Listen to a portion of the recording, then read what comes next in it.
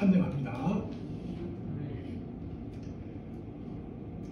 김지영이라는 그리스도인이 있었어요. 자, 이분은 대기업에 다니는 젊은 그리스도인인데 사실은 직장 생활을 하게 되면은 진급을 해야 되잖아요. 직장에서 뭔가 승진을 해야 되는데 그렇게 하려면은 상사들과 좋은 관계를 유지해야 됩니다. 그런데 이 기업의 직장 상사들은 부정한 방법으로 계약을 따내라고 계속 암묵적으로 압력을 김지영 성도에게 가했어요. 이 지영 씨가 예수님의 말씀대로 자기는 살고 싶은데 자기는 정말 하나님께서 원하시는 그런 정직한 그런 삶을 살고 싶은데 상사들의 부당한 이 압박 가운데 승진에서 밀려날까봐 굉장히 두려워하면서 정말 이렇게 살아야 되는가 라는 고민을 하고 있었습니다. 또 이태민이라는 청년이 있었어요. 이 청년은 교회에서 살았습니다. 그런데 대학에 가서 다양한 그런 세계관을 가진 사람들을 이제 만나게 돼요.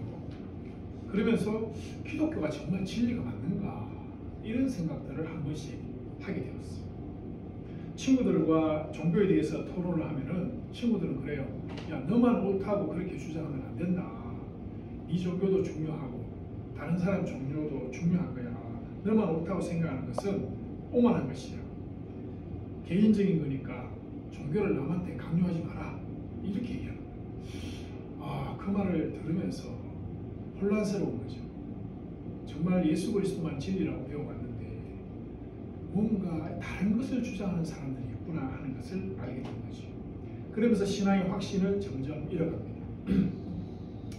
종교적이고 사상적인 것, 철학적인 것들, 세상 여러 가지 이런 사조들, 문화들 이런 것들이 우리 그리스도인들을 굉장히 혼란스럽게 만들어요. 세속적인 성공, 또 세속적인 그런 신앙의 가치, 돈을 많이 벌어야 되고 뭔가 세상에서 뛰어나야 되고 그게 마치 복을 받은 것인 것처럼 교회에서조차도 그렇게 얘기를 하니까 성도들은 굉장히 힘들어하고 혼란스러워하고 있다. 자, 이것이 오늘 살아가는 우리 그리스도인들의 삶의 어떻게 보면은 모두 정황이라고 볼 수가 있어요. 오늘 예배에 나오신 여러분들은 어떤 마음으로 오늘 예배 자리에 참석을 하셨을까? 하나님의 은혜 속에 살고 싶지만은 세상은 절대로 우리를 하나님의 은혜 속에 머물도록 하지 않습니다. 은혜 가운데서 바깥으로 계속해서 밀어붙여요. 이런 형편 속에서 우리 하나님 주신 약속들, 또 말씀들, 또 어떤 환상과 비전들 이런 것을 바라보면서 계속 이 자리를 지키고 이 신앙을 지키고 가야 되는가 하는 것에 대해서 우리가 참 혼란스러울 때가 종종 있을 수 있습니다. 오늘 요한복음 24장은 인생에서 갑자기 길이 끊어졌다고 생각이 될 때 가는 인생길 가운데 갑자기 멈춰서서 내려가야 될지 혼란스러운 그런 순간에 우리가 다시 한번 살펴봐야 될 그런 말씀이에요. 인생의 궁극적인 표대가 어디에 있는가 하는 것을 우리에게 알려주는 그런 말씀이라는 거죠. 제자들은 배를 버렸어요. 그분을 버렸어요. 그게 뭐냐면 자기가 지금까지 믿고 신뢰하고 자기의 삶의 모든 기반이 되는 것들인데 예수 그리스도를 따라가기 위해서 그걸 다 버리는 사람들이에요. 예수님 때문에 인생을 바꾼 사람들이죠. 그리고 예수 그리스도를 제자가 되어서 따르기로 작정하고 이제는 손해를 감수하고 예수 따라가고 있는 사람들인데 그런데 어느 날 갑자기 예수님께서 나 이제 죽는다. 나 이제 떠나갈 거야. 이렇게 말씀하시니까 이 사람들이 얼마나 혼란스럽겠어요. 이게 도대체 무슨 이런 말씀을 하시나? 이게 도대체 뭐지? 이런 거죠.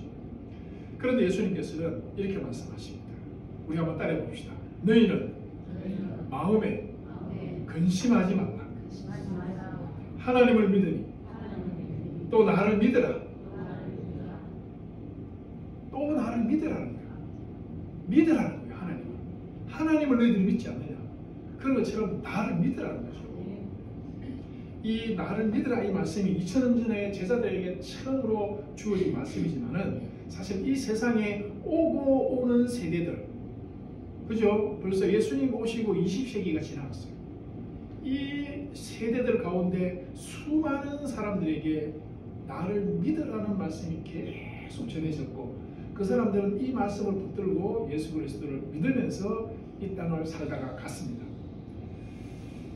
오늘 2025년 이 혼탁한 세계를 살아가는 우리에게도 역시나 나를 믿으라 라고 하는 이 말씀은 용기가 되고 격려가 되는 말씀인 것은 틀림없어요.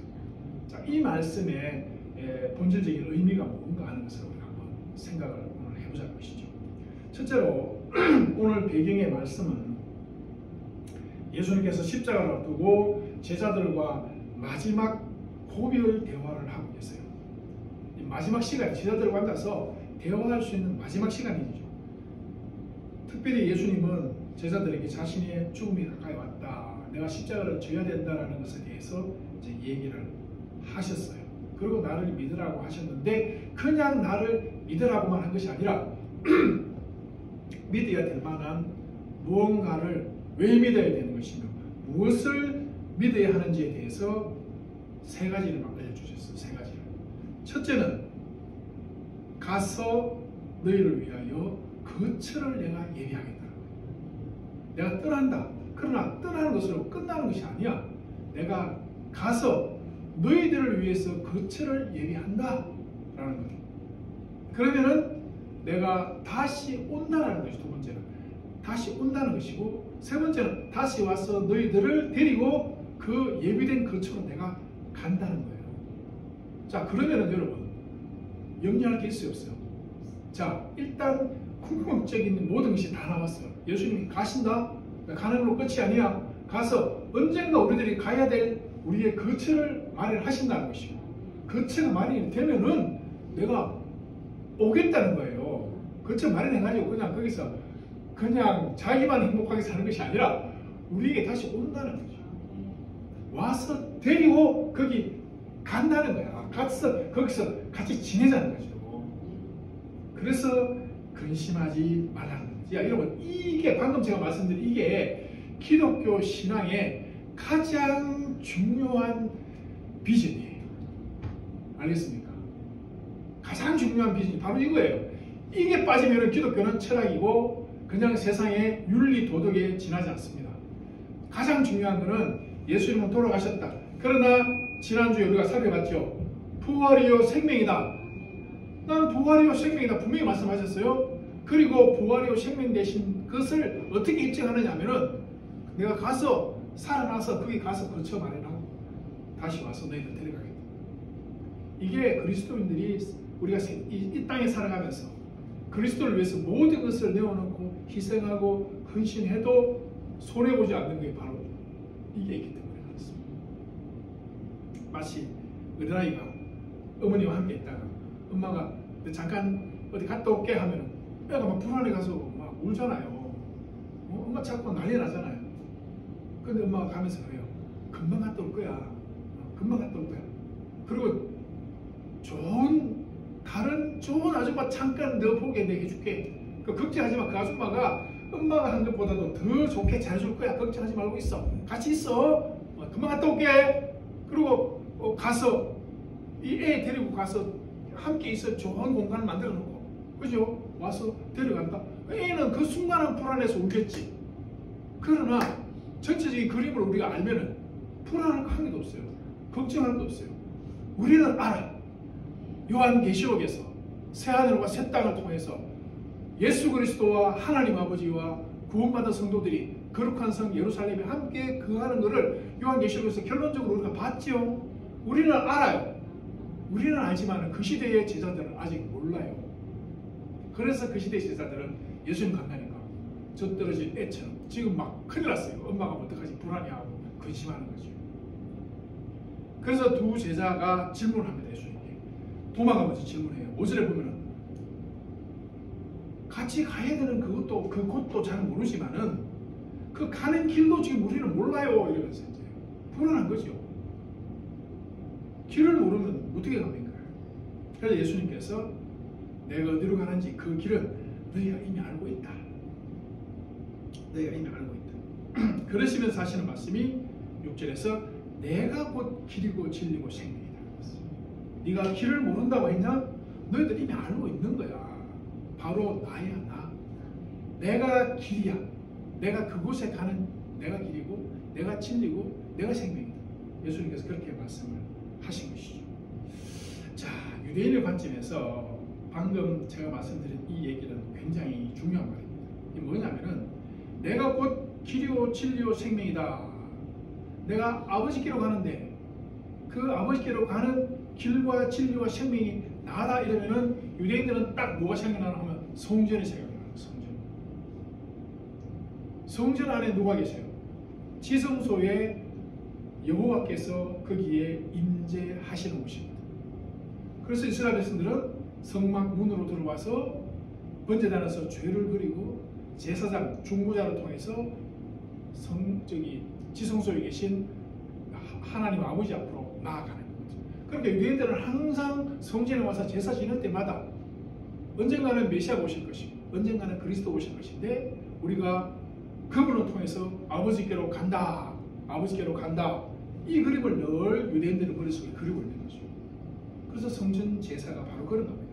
그래서 하나님께서 모세에게 이스라엘 백성과 언약 맺으시고 하늘의 식양을 따라서 이렇게 성전을 만들어라 하고 성전의 디자인을 주시고 내가 지성소에 임재할 것인데 너희들이 어떻게 하면 나를 만나러 올 수 있는 것인가 하는 것을 알려주신 것이 그게 성막이고 성전이에요. 그리고 그 성막과 성전이 예수 그리스도를 통해서 완성되어져 가지고 우리에게 나타난 거죠. 그래서 그전에는 성전 문으로 들어갔죠. 그래서 번제단에서 죄를 씻고 대제사장을 통해 가지고 지성소를 우리가 안내를 받았어요. 근데 이제는 예수님이 오신 이후에는 예수님이 내가 곧 뭐라 그랬어요? 양이 뭐라 그랬어요? 문이다 그랬잖아요. 양이 문이야. 성전으로 들어가는 하나님께로 들어가는 내가 문이야. 그 다음 내가 선한 목자라 그랬죠. 그게 뭐냐? 내가 번제단에서 너희들을 위해서 내가 목숨을 버린다. 선한 목자는 자기 양을 위해서 목숨을 버린다 했잖아. 그래서 내가 목숨을 버린다는 것이. 그리고 내가 너희들을 대제사장이 되어줘서 너희들을 하나님 아버지께로 인도하는 그 역할을 내가 할 거다. 그거 예수님께서 계속 지금 말씀해오고 있는 거죠. 그리고 오늘 말씀드린 이 성전 철학이 바로 그거예요. 성전 신학이 바로 예수 그리스도를 통해서 오직 예수 그리스도를 통해서만이 하나님 아버지께 갈 수 있다. 그렇게 예수님께서 내가 진리야. 내가 길이고 내가 생명이다. 자, 여러분 명절이 되면 사람들이 마음 설레는 이유가 있죠. 왜 마음이 설렙니까? 명절이 되면 고향 가잖아요. 고향에. 그죠? 고향에 가기 때문에 마음이 설레는 거죠. 길이 아무리 막혀도. 그죠? 고속도로가 쫙 막히면 사람들이 그 고속도로에 가다가 막 길에 내려서 소변도 보고 막 그러잖아요. 그 정상적인 상황이 아니잖아요. 지금 정상적인 상황이 아니에요. 그런데도 어디가 고향을 가니까 고속도로에서 소변을 봐도 부끄럽지도 않고 고속도로 길이 막혀도 마음이 기쁨이 있는 거죠. 왜? 고향에 누가 있어요? 부모님이 계시잖아요. 아버지가 계시고 어머니가 계시니까. 그래서 고향을 향해서 가는 거잖아요. 선물 보따리 탁 사가지고 애들 데리고 차 타고 고향을 가는 거예요. 우리가 하나님 나라로 가는 게 바로 그런 겁니다. 하나님 나라를 사모하는 이유가 뭐냐? 거기 누가 계셔요? 아버지가 계시니까. 그래서 본향을 향해서 지금 우리의 인생은 가고 있는 겁니다. 성경은 계속해서 그걸 말씀하고 있잖아요.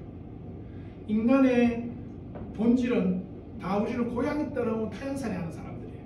우리의 본향은 하늘에 있어요. 우리는 지금 이 세상에 사명을 받고 여기에 복음적 사명 감당하기 위해서 세상에 온 사람들입니다. 여러분 아시겠죠? 놀러 온 거 아니에요. 세상에 태어난 게 어느 날 갑자기 우연히 여기 떨어져가지고 여기 내가 이 세상에 왜 왔지?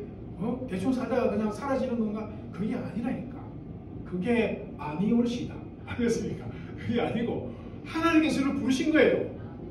그래서 이 세상 가운데 살아가는 동안에 하나님 나라를 이 어둠의 세력, 사탄의 세력들과 싸우면서 하나님 나라를 확장하게 하시고 그 사명 감당하는 거예요. 그리고 그 사명이 끝나면은 다시 고향으로 부르시는 거예요. 이게 그리스도인의 정체성이 되어야 돼요. 그러면 여러분 우리는 세상 살면서 손해볼 일이 한 개도 없습니다. 죽어도 오케이라 그랬죠. 죽어도 오케이. 왜? 죽으면 이제 본향으로 가는 거니까. 하나님은 그 죽음이라는 걸 통해서 우리를 하나님 나라로 우리를 다시 발령을 내는 거예요.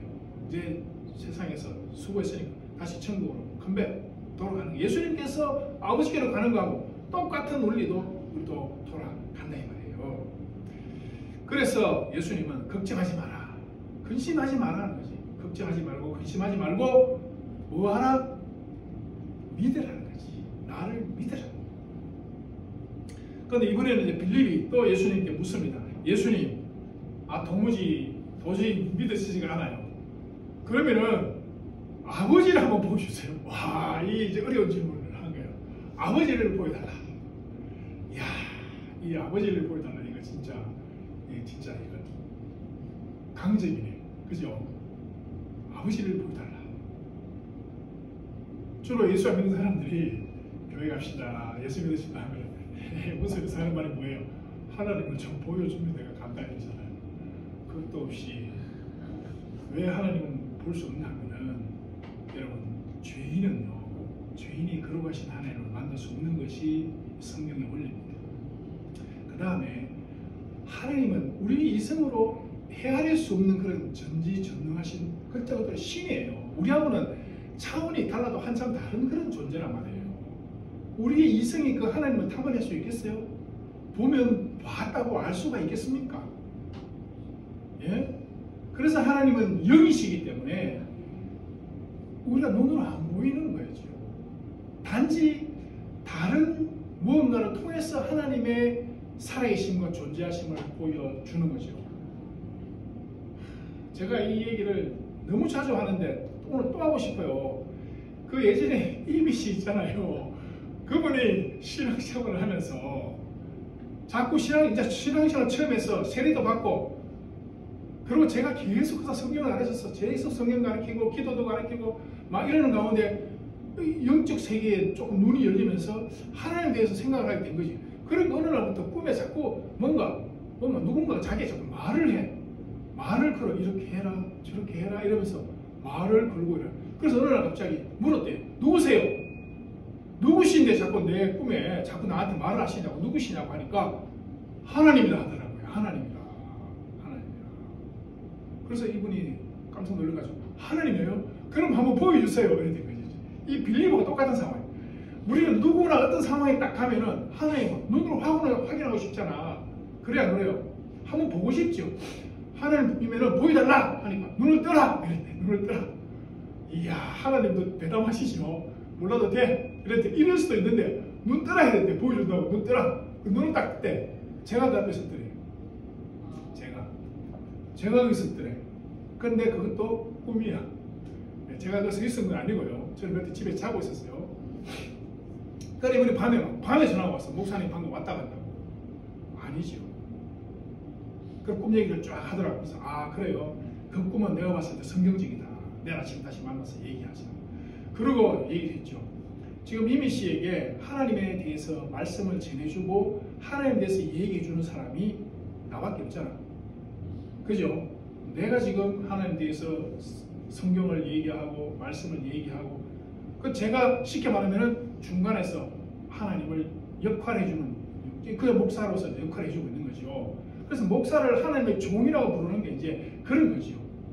그러니까 이미 씨가 하나님 보여달라고 하니까 눈 뜨라 그러고 저를 보여줬다는 것은 이건 제가 봤을 때 성경적이다. 그러니까 저가 아니고 제가 전하는 그 말씀, 제가 이미 씨에게 전하는 하나님의 말씀, 이것이 곧 하나님이라는 것을 그분에게 보여준 거죠. 그럼 오늘 이 빌립도 아버지 보여달라 이러니까 야, 이거 굉장히 힘든 일인데 어떡하지? 예수님께서 고민하시지 않으시고 예수님이 이제 말씀을 하십니다.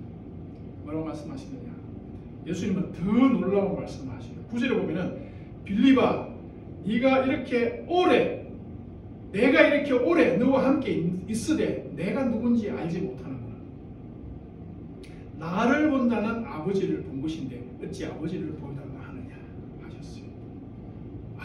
여러분 어떻게 생각합니까? 이미 씨 꿈하고 이 오늘 말씀하고 같아요, 달라요? 사실 본질적으로는 같은 거예요. 예수 그리스도를 통해서 수많은 하나님의 나라에 관련된 거, 하나님에 대한 수많은 말씀들을 전했잖아. 전했죠? 그러니까 이미 빌립은, 제자들은 누구를 만난 거예요? 하나님을 만난 거예요. 하나님을 만난 거예요. 그런데 뭘 또 따로 하나님 보여달라고 하느냐라는 말씀이 맞는 것이죠. 그러나 하나님은, 예수님은 딱 그 정도만 말하고 끝낸 것이 아니라 좀 더 자세하게 말씀을 합니다. 10절 가보면은 내가 아버지 안에 있고 아버지가 내 안에 있는 것을 네가 믿지 않느냐.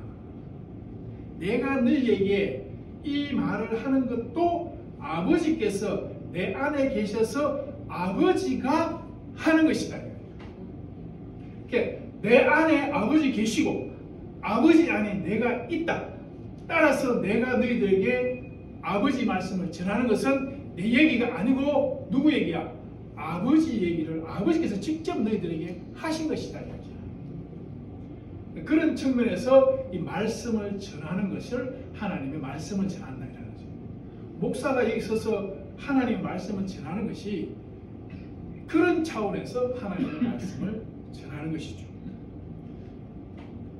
이렇게 말하면 믿어져요, 안 믿어져요? 사실 이렇게 말한다고 해서 믿어지겠어요? 안 믿어지지. 사실 인간들은 암만 얘기해서 믿어지는 거 안 믿습니다. 택도 없죠. 그래 믿을 것 같으면 뭐 예배당에 차고 넘치야지. 안 믿는 거지. 안 믿는 게 당연한 거예요. 그걸 이상하게 생각할 필요가 없어요. 알겠죠? 이거는 그냥 이게 믿어지는 것은 내가 믿는 게 아니거든. 방금 말씀드렸지만 하나님의 영이 그 속에 들어가서 마음문을 열어주셔야 돼요. 시간이 걸릴 수도 있고 죽을 때까지 안 열어주실 수도 있어요. 이게 진짜 불행한 거죠. 이건 진짜 화임, 이건 안 돼요. 죽을 때까지 하나님이 그 마음문을 안 열어주시면 안 돼요. 언젠가는 열어주셔야 돼요. 그래서 예수님께서 못 믿겠지. 그래, 못 믿는 건 당연한 거다. 자, 그럼 하나 물어보자. 죽은 자를 살리는 것을 사람이 할 수 있나? 이런 묻는 거죠. 죽은 사람, 썩어가는 사람을 살리는 거. 우리가 화학적으로 얘기하면은 이게 자연스러운 반응이죠. 자연스러운 반응. 죽으면 썩는 거, 소위 산화되는 거, 이거는 자연적으로 일어나는 반응이에요. 근데 거꾸로 반응이 일어난다. 이 거꾸로 반응이 일어나려면 거기에 뭐가 들어가야 돼요? 기본적으로 에너지가 들어가든지 뭐 다른 게 뭔가 첨가가 되어졌을 때 반응이 거꾸로 일어납니다. 가만히 놔둔 자발적인 반응, 가만히 놔둔 반응 가운데서는 절대로 거꾸로 안 일어납니다. 그런데 죽었던 자, 썩었던 자가 다시 회복된다는 것은 여기에 뭔가 들어갔다는 거죠. 뭐가 들어갔어요? 예수의 생명이 거기 들어갔기 때문에 그가 살아났다. 성경 그렇게 말하고 있는 거예요. 나사로를 보라. 나사로를 죽어서 썩었던 나사로가 살아났지 않느냐. 거기에 뭐가 들어갔어요? 예수님께서 뭐라 그랬어요? 나사로야 나오너라 했잖아. 말씀이 거기에 들어갔잖아요. 그러니까 나사로가 다시 생명을 잊고 살아나온 겁니다. 봐라, 내가 그냥 보통 인간이라면 쉽게 말해서 이 나사로 살 수 있겠나? 38년 된 병자가 살 수 있겠나? 안전병이 일어설 수 있겠나? 내가 하는 말은 못 믿더라도 내가 하는 일은 너가 보고 믿으라는 거지. 인간이 할 수 없는 거 하고 있지 않나? 가장 중요한 게 생명이잖아. 그 생명을 지금 살리고 있지 않나? 인간은 유한한 머리로 계산하지 말라는 거예요. 계산하지 말라는 거예요. 여러분, 원자의 세계가 보입니까? 원자의 세계는 우리 눈에 안 보여요. 저 우주 공간에 저 광활한 세계가 눈에 보입니까? 안 보여요. 그러나 우리는 하늘을 보면 은하수를 보면서 우주에 광활한 세계가 있겠구나 상상을 하죠. 그러나 실제로 존재하고 있잖아요. 원자의 세계도 마찬가지죠. 뭔가 반응이 일어나는 거 보니까 뭐가 있긴 있는 것 같은데 보이질 않아요. 그런데 살펴보니까 현미경으로 보니까 뭐가 있는 것 같다는 거는 아는 거지. 우리 눈에 보이는 거, 우리 귀에 들리고 내 이성적으로 뭐가 이해되는 것만 믿으려고 하면은 이 세상에 있는 것 0.1%도 못 믿습니다. 사실 예수님은 진작부터 요한복음의 특징이 뭐냐면은 예수님은 처음부터 자기가 하나님이라는 걸 계속 얘기하는 거예요. 그리고 자기를 하나님으로 믿고 따라오라고 표적을 계속 보이시는 거죠. 표적이라는 것이 글자 그대로 증거예요. 자, 봤지? 믿어. 따라와. 나를 영접해. 그럼 너에게 영생이 있을 것이다. 이게 요한복음입니다. 그래서 사실 우물가의 여인과의 대화에서 여인이 뭐라 그럽니까? 메시아라, 그리스도라는 이가 오실 줄을 우리가 알고 있다 하는 예수님께서 뭐라고 그랬어요? 예수님께서 내가 그니라. 바로 뭐 돌려 말하지 않고 바로 얘기했어요. 네가 그리스도 메시아를 기다렸냐? 내가 바로 그다. 이때 사용된 헬라어 언어가 뭐냐면 에고에이미. 네, 자주 말씀드리죠. 에고에이미 이게 하나의 문법적 구조예요. 그 나는 나다. 이게 모세가 시내산에서 뜰기나무 가운데 하나님을 만났을 때 하나님이 자기 자신을 소개할 때 내가 여호와다. 나는 나다. 에고에이미 이렇게 하신 거예요. 이거는 이제 에고에이미는 헬라어인데 히브리어로는 다르게 말씀하시겠죠. 근데 그것을 헬라어로 번역하면은 에고에이미 이런 뜻이다. 이렇게 받아들이시면 돼요.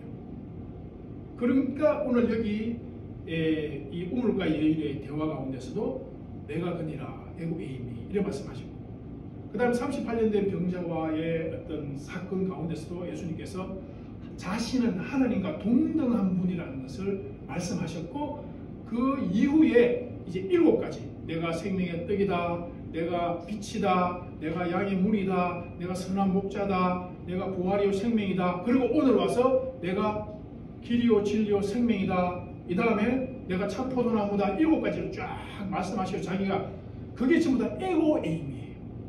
무슨 말이겠죠? 에고에이미의 문법 형식을 딱 갖추고 있어요. 다시 말해서 나는 떡인 여호와 하나님이다 이런 말이에요. 나는 길과 진리와 생명인 여호와다라는 것을 지금 계속해서 말씀하고 있단 말이죠. 자, 여러분, 제가 지금 여러분들에게 드리는 이 말씀, 제가 말재주가 없고 능력이 부족해서 여러분들에게 정말 예수님이 하나님이신 것을 딱 드러내 보이지 못하는 것은 너무 죄송합니다만은 여러분들에게도 저도 예수님처럼 똑같이 말할 수밖에 없어요. 믿으라. 믿어. 이게 기독교 신앙은요, 믿고 아는 거예요. 순서가 알고 믿으려면 안 되는 거, 이게 지금 안 되게 돼 있어요. 믿고 보면은 보이는 겁니다. 우리가 언젠가는 가야 될 곳이 어디예요? 우리에게는 천국이고 세상 사람들은 저승이에요. 저승으로 가야죠. 우린 천국 갑니다. 그 천국에 대해서 분명히 요한계시록에 말씀하셨어요. 요한계시록 21장에 보면 하나님이 그들과 함께 계시리니 모든 눈물을 그의 눈에서 닦아주시리라. 빌립이 어디 가십니까? 아버지 보여주세요. 이 말은 궁극적으로 말하면 어디 가냐 이거지. 도마는 어떻게 갑니까? 이걸 물은 것이고, 빌립은 어디 갑니까? 예수님께서 아버지께로 간다 이거지. 아버지께로. 아시겠죠? 그 아버지 계신 곳이 어디예요? 바로 천국입니다. 하나님 나라고 계시록에서 말하는 새하늘과 새 땅. 거기 간다. 거기. 알겠어요? 자, 그러니까 어디 갈 것이며 어떻게 갈 것인지는 예수님이 다 말씀해 주셨어요. 자, 그런데 이제 하나의 딜레마가 생겼죠. 예수님은 아까는 자기가 아버지께로 가는 길이라고 하시더니만 이제는 자기가 아버지라고 그러네요. 아버지를 본 자는 나를 받고 내 속에 아버지 계시고, 그럼 어느 게 맞는 거예요?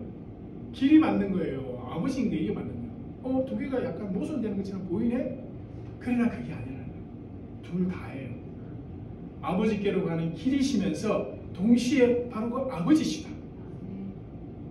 그래서 계시록에 그 새하늘과 새 땅에는 아버지 계시고 어린 양이 계시고 그 14만 4천을 비롯한 그 믿는 자들이 그 하나님 나라에 새 예루살렘에 거하게 되는 것이잖아요.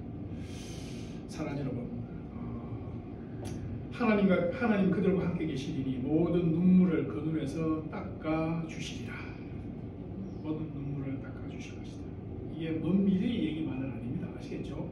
먼 미래에 우리가 이 땅에 죽어서 갈 천국에서만이 아니라 지금 우리가 이 땅을 살아가면서도 예수를 믿고 하나님 아버지를 향해서 나아가면은 주님께서 우리를 위로하시고 은혜를 베푸시고 근심하지 말고 두려워하지 말라고 하는 이런 은혜 가운데 우리가 들어갈 수가 있다는 것이죠. 그러면서 주님께서는 마지막 약속을 하나 주셨어요. 말로만 한 것이 아니라 약속을 하나 주셨는데 그게 뭐냐면은 내가 장가 가는 동안에 내가 너희에게 너희를 더 잘 돌볼 수 있는 좋은 내가 보디가드 또는 변호자, 좋은 그런 어머니 역할을 해줄 수 있는 사람을 내가 보내줄게. 그가 누구다? 보혜사 성령이시다. 응? 그렇게 말씀하셨어요. 그는 진리의 영이라. 그는 진리의 영이라 세상은 너희 그를 받지 못하나니. 그를 보지도 못하고 알지도 못합니다.